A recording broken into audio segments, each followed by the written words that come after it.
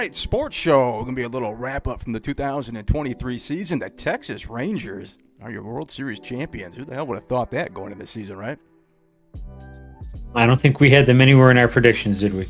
No, and especially out there in that division, man. You had fucking Houston, which was just running shit for the while. I thought Angels kind of maybe would have tinkled around, but they fell apart hard. Burnt hard and crashed. Still can't believe they didn't turn around trade Ohtani to get something for him instead of let him walk. But let's just jump through the standings, give our predictions from next year. Baltimore in the AL East, 101-61. Tampa Bay was running this division for about 3 months. Monumental collapse by Tampa Bay, still finished 99-63. And the Blue Jays as well as 89-73. The Yankees knocking on the doorstep of the playoffs off and on throughout the year. But Aaron Boone having a couple of meltdowns during the season. How many times did he get ejected? We went over that at one point. Do you remember? Oh, his ejections? Yeah. It was a lot. Yeah, he was. I was looking through some of our videos on the pod, and I think he did set the record. From what I saw, the Yankees already committed to bringing him back. Oh, no shit. Well, I missed that one. I'll be damn. All right, well, Aaron Boone will be returning as the Yankees manager. 3 teams in that division made the playoffs. I think we had that, actually, if I remember from our predictions. We actually had 3 teams from that division. All right, sliding over to the Central, Minnesota Twins, 87-75. The Tigers started off horribly, but finished strong at 78-84. I think we'll get into this a little bit later. I think next year, that might be their division for the taking, depending on free agency and all that fun stuff. In the West, the Houston Astros, 90-72. The Rangers, your World Series champions, getting in at 90-72 as well. Seattle finishing just behind at 88-74, and the poor Angels. I think this is an organization that's strapped up for a complete rebuild. I know you're in agreement with me as far as why they didn't move Ohtani, but what do you think Mike Trout's situation is going to be out there moving forward? I think he's going to want to move, but realistically, who is going to want to trade for him? He's been injured most of the last 3 years. It is a disaster. It's a Miguel Cabrera contract, money-wise. So I think he's going to maybe want out, but I don't think it's feasible to move him. Yeah, I could see him get moved at the trading deadline, too. I could see a team that's in the hunt maybe picking him up. Because, honestly, I don't know what he's doing out there at this point in his career. With Ohtani leaving, I think we're in agreement he's not going back to the Angels. So, no, there's no way. Right, it's going to be interesting to see Trout's career moving forward for next season. In the East, Atlanta Braves, pretty much the best team in all of baseball, in my opinion, up until the damn playoffs. 104-58. The Phillies, 90-72, hung around tough. Even with that Bryce Harper injury, I think Trey Turner turned it on towards the end of that playoff run that they had, and the Marlins making the playoffs. 84-78 in the Mets. How about all the offseason hype that the Mets got for what they finished with at 75-87 were sellers at the trade deadline? Who would have thought that one, right? Now they're into, from what Max Scherzer said, now they're into a rebuild, so yikes. That's crazy, because even last year when they were signing the free agents, we were talking about next year, them going off after Ohtani and all the moves they were going to make for 2024. Them selling and trying to do a rebuild after the offseason money they spent last season. The Milwaukee Brewers, 92-70. The Cubs in second at 83-79. Cincinnati at 82-60. And the Pirates at 76-86. This is a wild division almost the entire season. If I'm not mistaken, Pittsburgh, Cincinnati, Chicago, Milwaukee all had some time in first place out there. Reds were 82-80, by the way. You said 60. 82-80. What the hell is wrong with my eyes? Goodness. And in the West, another wild division. So many of them as far as what we thought coming into the season and how I kind of all wrapped up here. Dodgers finished in first. I think that wasn't the surprise with 100 wins, but it was the Diamondbacks, 84-78, obviously getting the World Series. And the Padres, another team like the Mets, where a lot of people I think had them forecasted doing much better than what they finished at 82-80. What do you think this division stands next year? Do you think the Dodgers can continue their run out here in the AL West? No. I mean, the Diamondbacks could very well take that division over, too. They just had this long run. I definitely don't think San Diego's going to be good. Did you see the report they had to borrow $50 million because they couldn't pay the players this year? It's been so much money they had to borrow $50 million to make payroll at some point in the season this year. That came out a couple of days ago. So, yeah, either Arizona or the Dodgers. I don't see either of those 3 teams at the bottom getting good in. And it's a shame, especially with the Colorado Rockies. That's a team that's been down for so long. If you could just put together some power hitters on that team, I think I thought you about that in the summer. Just say the helm with the pitching and just go nutso, sign a whole bunch of sluggers, I think you'd be competitive at some point. But, yeah, Arizona's interesting. It's going to be an interesting one, though, because they're a young team, too. So it's not like they really have to go spend a lot of money in the offseason because they're going to be improving, theoretically, year to year with these young players that they have with Alex Thomas, that center fielder they have, and Corin Carroll. You already have Zach Gallen at the top of the rotation there. Maybe add another piece. But in my opinion, I still don't think the Dodgers are going anywhere, but I definitely think Arizona is going to be challenging them the next couple of years. And like we said, I'd agree. Yeah, and like we said, San Diego, I think that thing's falling apart real quickly. So let's just look over some of the stats here as Matt Olson had a monstrous season out here. 54 damn home runs for the Atlanta Braves slugger.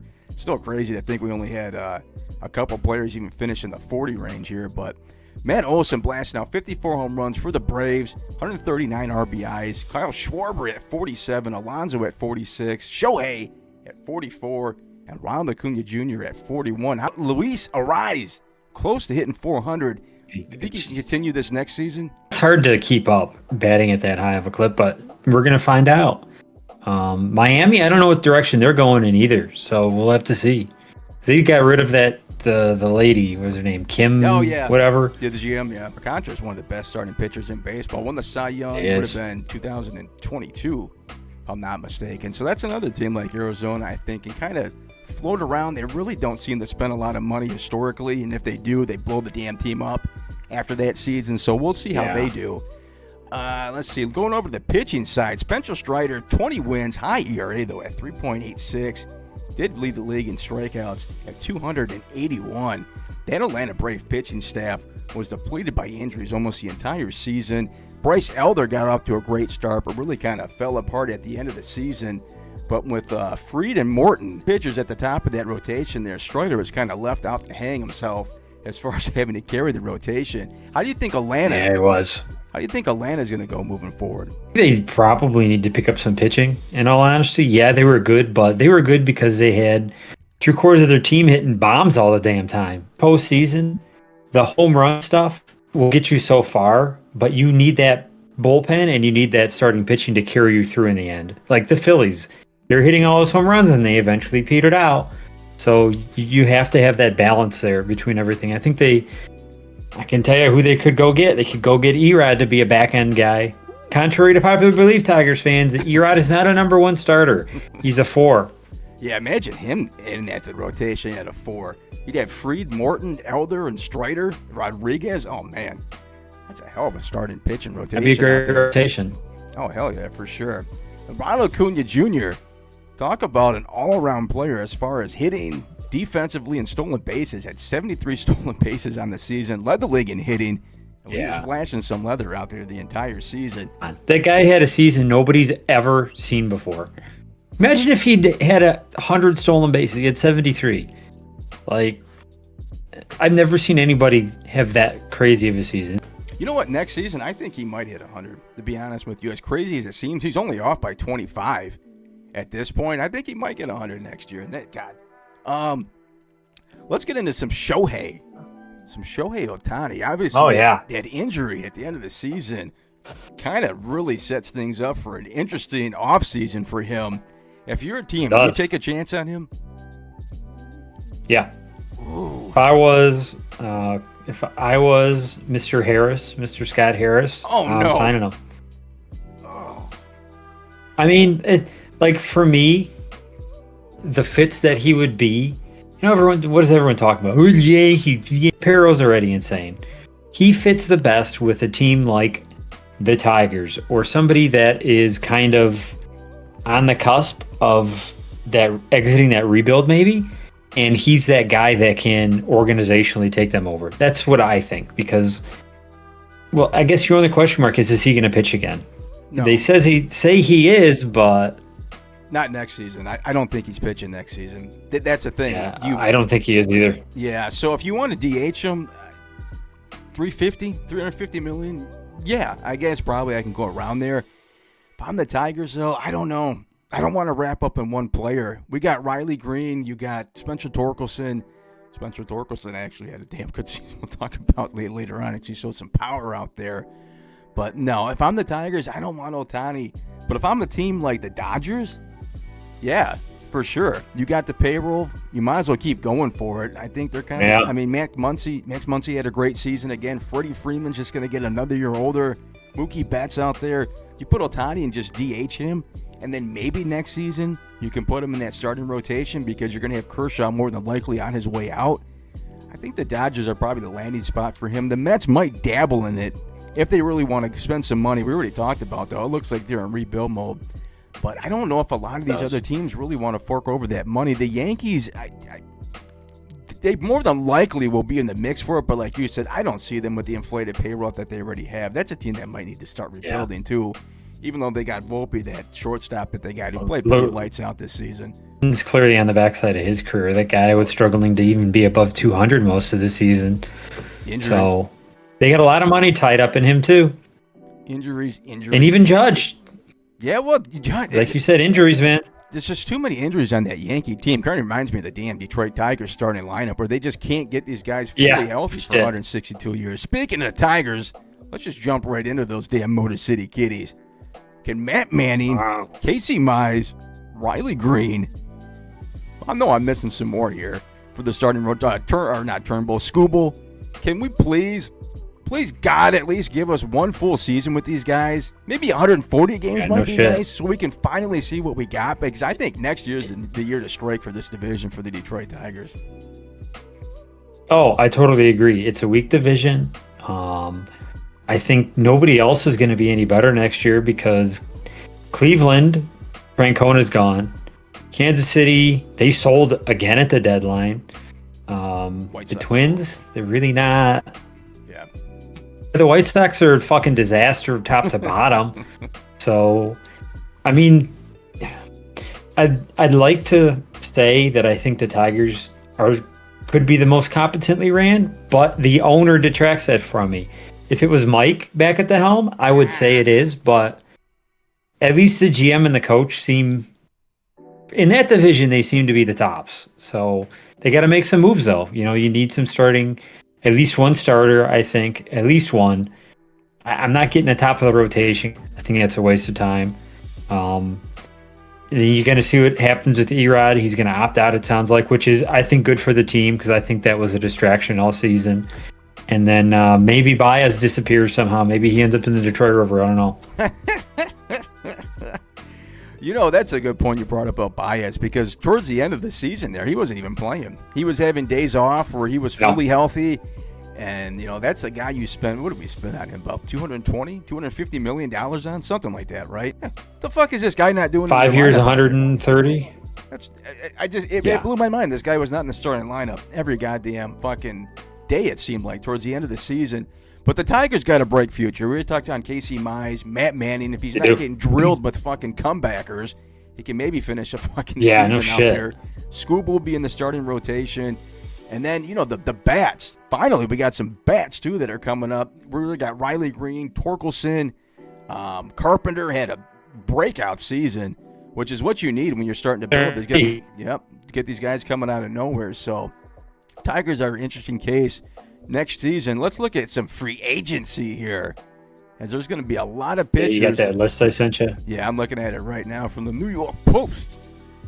Let's see here. So Blake Snell. Yeah, Blake Snell at the top of it. Led the league in ERA. Where do you think Blake Snell lands at the end of the season? Or next end of free agency, excuse me. That's a very good question. I could see maybe the Dodgers stat. I think that could be a possibility. I don't think the thing I'll say, I don't see the Tigers getting in on any of these top guys. I don't think that's going to be in their DNA. I just don't. I think Chris is a cheap ass and it's not going to happen. Yeah, you know, I could see the Dodgers, I could see the Yankees, I could see the Red Sox. Red Sox didn't make the playoffs. Yeah, Red Sox are a rebuilding team. But I'm going to throw a name out here too. How about Baltimore? You need the decisive starter because they didn't really have it this year, did they? No. They just kind of had a collection of decent guys that got them by. And they were hitting the cover off the ball home run wise, but they weren't even hitting for average either. Right, you got Grayson Rodriguez, probably top two at the top of that rotation now that he's got called up. Throwing in Blake Snell, I think that might put that team over the top, at least out there in that division. Yamamoto. I remember seeing him in the World Baseball Classic. Nasty pitcher out there in Japan. They got the Mets linked to him on here. That makes sense because they're going to be wanting to spend some money. Yankees too. Dodgers more than likely. These guys from Japan always come in and just rack up the money here. But let's slide over Aaron Nola, the former Philadelphia Philly, it looks like. Nola actually looking at this, I wouldn't be surprised if he actually ended up back in Philly. Yeah, I was going to say the same thing. I think he ends up back in Philly. Right. I think it's a logical landing spot. And Montgomery, talk about a guy who flipped a switch in the postseason, having a subpar, regular season, and then once the playoffs kicked in, this guy absolutely shined. Montgomery, why not just stay in Texas? You know what I mean? You already got your playoff ring. Yeah, why would you go anywhere? Right.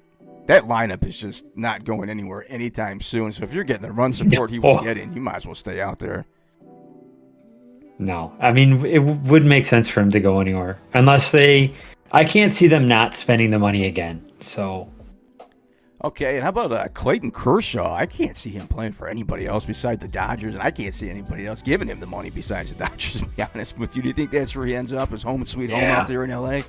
I think that. I really think it's time for him to hang it up. I really do. I don't know. How much does he really have in the tank? Yeah, he's 13-5 with a 2.46, though. Damn, that's a lot better than I thought he was at. Yeah, me too, because he was struggling for a little while this year, wasn't he? Yeah, 13-5, 2.46. That's not that bad out here. How many strikeouts did he have? 137 strikeouts and a whip of 1.06. So, damn. God, just looking at his numbers, the highest ERA he ever had in a full season was 3.55, which really isn't that bad. This stretch from 2011 to 2014, 2.28, 2.53, 1.83, and 1.77. Then 2015, 2.13, 2016 of 1.69, and 2017 a 2.31 earned run average. Damn, what a career out there for Clayton Kershaw. Yeah, then COVID World Series, which COVID year doesn't count for fucking shit. I'm sorry. Oh, no. But that was like the only year. I feel like that was the only year he really got it together in the postseason, wasn't it? Like, he's been pretty poor postseason-wise outside of that, if I recall correctly. Yeah, he's kind of had that Justin Verlander thing where I think he always has this notion that he can't pitch in the postseason. Let's take a look here. High numbers in the postseason. 2020, 1-0-4. Yeah, his lowest ERA he's had in the postseason was, funny enough, was this year with the 2.31. Was 0-1 in only one game starts, because they played the ALDS, so he only pitched one game anyways. All right, let's give out some awards here. My MVP for this season, I got Ronald Acuna Jr. I don't think there's really no question about that one. Ohtani was kind of at the top of the list, but the team really wasn't doing good. They were struggling, and obviously the injuries he had at the end of the season. Struggling. So I got Ronald Acuna Jr. as my MVP. Who'd you got? Acuna. And how can you argue against that guy with the season he had? Like, it's an all-time season. That's first ballot Hall of Fame shit. Right, 200 hits, 70 stolen bases, throwing up some bombs here and there. So definitely Cy Young and Blake Snell. I got Blake Snell as my Cy Young winner out there. League in ERA with a 2.25, 14-9, 234 strikeouts. Not shabby. That was third for strikeout total, first in earned run average. So the free agent, Blake Snell, he earned himself a fat-ass contract, but I got Blake Snell as my Cy Young winner. Who you got? Garrett Cole. Oh, Garrett Cole. Good call. Bad team, but still having some good numbers. 15-4, 2.63 ERA. I like it. I like it a lot. For next season, we'll just give our very, very damn early predictions without even having free agency coming into place. I got Atlanta Braves. I think they're going to add some small pieces. Nothing crazy. But I think Atlanta just too good of a regular season they had last year. I think they're going to be hungry. I think next season, Atlanta Braves, very early, I got number one, moving to 2024. Who do you got for your number one team going into next season? How can you argue against them? They've got all that young talent secured, signed up long term. They got money, big market. How can you argue against them? Right, Matt Olson, Elder's going to be better next year. Strider's going to be better next year. Ronald Acuna Jr., obviously. Michael Harris. There's so many damn names out there that team has. Okay, how about a little surprise team next season? Who's your team to look out for next year that's kind of under the radar or maybe kind of fizzled out there at the end of the season? You know who I'm going to say. You know who I'm going to say too. So the Tigers. The team that's on your fucking hat. Yeah, yep, and your hoodie, your jersey, excuse me. Yep. The Tigers. If the Tigers have a good, solid free agency class and they figure out a way to do something with Baez, whether it be benching him or just moving on, if they add those pieces, I think they could be primed for a very good season. Yep, I agree. I already talked about it. The division's bad, so you're going to be beating up on inferior opponents. Hopefully, you stay healthy. That's really the only thing for the Tigers. I think they really don't even really need to add that many pieces as far as in their division. I think, if you want to challenge the American League, obviously they have a long way to catch up. But as far as taking that division, they should finish above 500 next season. They should challenge Minnesota. If that's, the top two I think we're going to have. Like we said, I don't think Cleveland's going to be anything special next year. Chicago's fucking awful. And Kansas City's not going to be doing anything anytime soon. So, yeah, I think the Tigers legitimately within the division, not the AL. Let me stress that. Not within the AL, but just within the division. Yeah, there's no doubt, man. Yep. There's no doubt. You already got the hitters. You just got to have a fully healthy season with everybody out there. I don't bubble all of them up during the offseason. Put them all in a fucking bubble. I don't want none of them getting hurt. And somebody, for the love of God, teach Riley Green to stop fucking diving for everything. Oh, yes, I know. He's trying to be Bryce Harper. I think, didn't he talk to Bryce Harper about his rotator cuff? I'm not mistaken. I think Harper talked to him about it or something. And Bryce probably said, listen, stop fucking diving. Yes, sir. DH him if you have to. I mean, you just got to figure out a way to get him through a season. Yeah, I know what you're saying because you don't want him getting hurt. He's so good defensively, though. But, I mean, he kind of might force your hand to do that where he might not play the outfield every day. He might be kind of like every other type player because I think a full season, Riley Green, 20 bombs, 80 RBIs, and I think he can hit above 300 for sure. Spencer Torkelson. He's that kind of he's that kind of an impact player. Torkelson. He got torque. I'm calling 40. I'm calling 40 bombs next year. It's within the realm of reason. He essentially actually played half a season and he hit what? Damn near 30? 31, I think. He had like 27 or some shit. No, he had 31. 31. So, and he essentially hit that in the course of what? 6 weeks? 7 weeks? Really, when you look at it? Just all second half home runs. Yeah, so this first half was abysmal. The Tigers in the second half were just playing out of their damn minds, man. Carpenter came on, Meadows came on, so good stuff moving forward for the Tigers. Now I got the most important question I have to ask you. One quick question before you ask that. All right. Does the other Meadows ever play again? That's what I was going to ask you. Going to ask you what the hell you ruined. Oh, is that what you were going to ask? You ruined it again, just like in the I'm always ruining the pod. The NFL video, you ruined that fucking shit. The fuck? I did because I guessed everything right. What am I going to talk about now for 2 damn minutes? Because that's what I was going to bring up. Was that? Talk about it. This one's because we can talk. You can talk about it for 2, and I can talk about it for 2. There you go. Ruined my fucking topic. Okay, Meadows, the other one, not Parker. And not the hockey player for the Toronto Blue Jays or Toronto fucking Maple Leafs. All disorganized now. Toronto Blue Jays. I got you all fucked up. Do you think he plays next year with his brother? No. I think he's done. I think the Tigers non-tender him in the offseason and he doesn't play baseball again. That's what I've seen from the beat writers. The beat writers said they're going to non-tender him and get him off the roster. I really thought having his brother called up would kind of motivate him, but I guess that's what you get in going from Florida. He wasn't even there. Yeah. That's fair. His whole family was there, and Austin was nowhere to be seen. So, I think you and I both can say we're not trying to shit on the guy. He's going through some stuff. Yes, I've been harsh, but listen, that's on Al Avila for handling it the way he did at the end of the day. And not doing his due diligence, or he did do it and he's just too stupid to care. But regardless, the guy's clearly going through some mental health stuff. He's clearly not fit to play baseball. So I don't see the Tigers really. It's time for both sides to just move on. One more question. Yeah.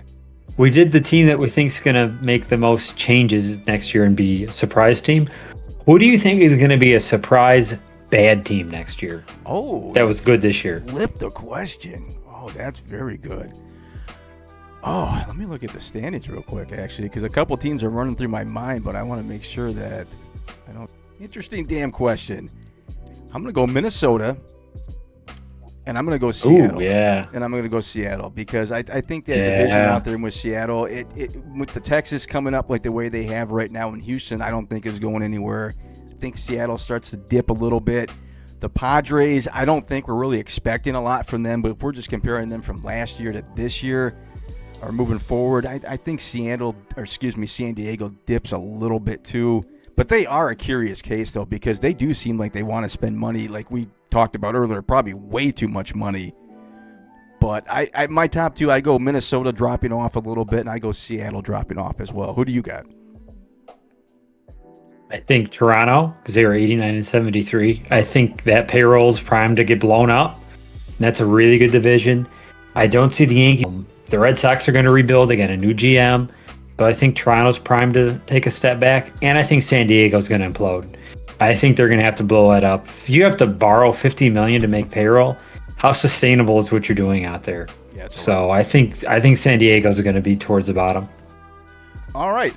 One more thing I want to touch on then, since I think I brought it up before, is do you think they changed the playoff structure? That's been kind of the hot rumor going around. You play 162 damn games. Why the fuck do you need this many playoff teams anyways? As many games as you play, that still blows my fucking mind. I love having the division races. I think the wild card takes away from it way too much, but they're never going back. But I do you think some changes are moving forward here for the playoffs? I think you're either going to see regular season changes or playoff changes, because the one thing I think that they absolutely have to do, you cannot be playing baseball into November anymore. Yes. That season has to end in October. It has to end sometime in October. Yeah, and let's just be honest. When college NFL starts, baseball loses a lot of viewership. A lot. So you got to figure something out with that. Maybe it's time to shorten the regular season. Do we really need 162 games? Do we really need all of that? Like, yeah. Even if you take 2 weeks off the season, that'll end you in October now. Yeah, I think your way is probably the way they might think about going. My way, they're not. But I would love to do it my way instead, because I love to keep it at 162 because the records, and you gotta have some fairness when it comes to the records. It's classic, right? And you're not gonna see a lot of guys probably hitting 50 anymore. You might have a lot of less 20 game winners. Hell, you already are at this point with the way they do the rotations. So that would kind of kill me at that point. But if they would just go to like 3 divisions. You take the top 3 in each and just throw one wild card in there. I think that's perfect, and that eliminates playing into November. You just do a 3-game series off the get-go and then go into it. Because there's just too many teams, man, that had a good regular season. Yeah.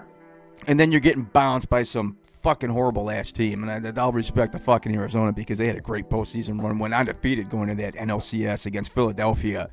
But what are we playing the regular season for so long then if we're just going to bounce these teams? I mean, they're not getting rewarded for shit.